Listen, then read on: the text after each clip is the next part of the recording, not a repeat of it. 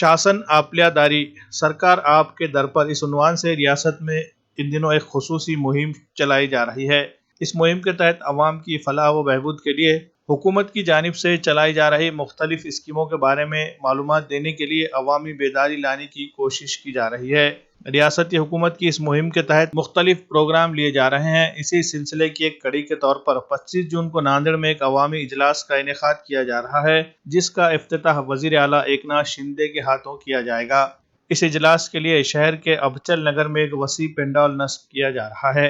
इजलास के दौरान हुकूमत की स्कीमों के तहत फायदा उठाने की ख्वाहिश रखने वालों को ऑनलाइन दरखास्तें दाखिल करने की अपील की गई है। इसी तरह आज एक जायजा मीटिंग में शिरकत करने के लिए रियासत के वजीर ज़राअत अब्दुल सत्तार ने भी नांदेड़ का दौरा किया। जिला कलेक्टर दफ्तर के नियोजन भवन में एक जायजा इजलास का इनेकाद किया गया।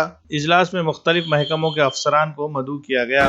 नाही, मला असं वाटतंय का आपल्या या जिल्ह्यामध्ये 1 लाख लोकांना लाभ मिळेल असे नियोजन आहे। 1 लाखपेक्षा जास्त आहे, परंतु 1 लाखाचा नियोजन झाला।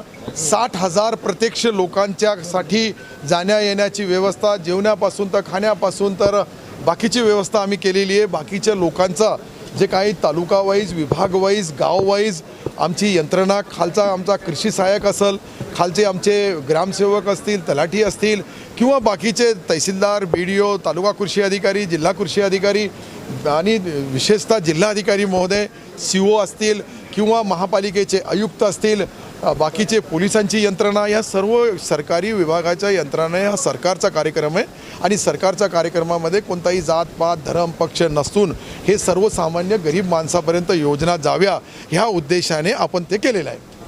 नाही, मला असं वाटतं की याच्याबद्दल मुख्यमंत्री महोदयांनी परवाच मीटिंग घेण्याचा निर्णय दिलेला आहे। ती मीटिंग मुख्यमंत्री महोदयाच्या अध्यक्षतेखाली होईल आणि त्यामध्ये अशा कोणत्याही जाचकाठी असेल तर त्या जाचकाठी त्याच्यामध्ये शिथिलता करता येईल। शेवटी शेतकरी बांधवांना जाचकाठी करून लोन देण्याची जी पद्धत आहे, कर्ज देण्याची पद्धत आहे, याच्यामध्ये आजच आपण इथं मी या जिल्ह्यामधला जी माहिती घेतली त्या माहितीप्रमाणे अशा ज्या काही अटी असतील, अशा काही बँका अडवणूक पिळवणूक करत असतील त्याच्या विरुद्ध कायदेशीर कारवाई करण्यात येईल। ये जाऊ दे, आता हे बोला, आता हे बोला। आज मी आज मला फक्त सरकार आपल्या दारी विचारा, बाकी काय झालेलं आहे मी आज बोलणार नाही। पीक कर्ज बोला।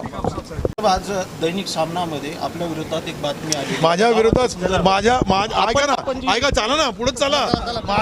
मी पहिलेच बोललो तुम्हाला का आज मी कोणताही कॉन्ट्रसी करण्यासाठी आलो नाही, सरकार आपल्या दारी या कार्यक्रमासाठी आलो। ही तयारी झाली, हा कार्यक्रम महाराष्ट्रामध्ये नांदेड पॅटर्न होईल अशी नांदेड करून शेतकरी, शेतमजूर, गोर गरीब, दलित पीडित, खेडे पाडे, वाडी वस्ती तांड्याच्या लोकांकडून माझी हीच अपेक्षा आहे आणि निश्चित ती अपेक्षा जिल्हाधिकारी सहित सर्व अधिकारी पुरे करतील।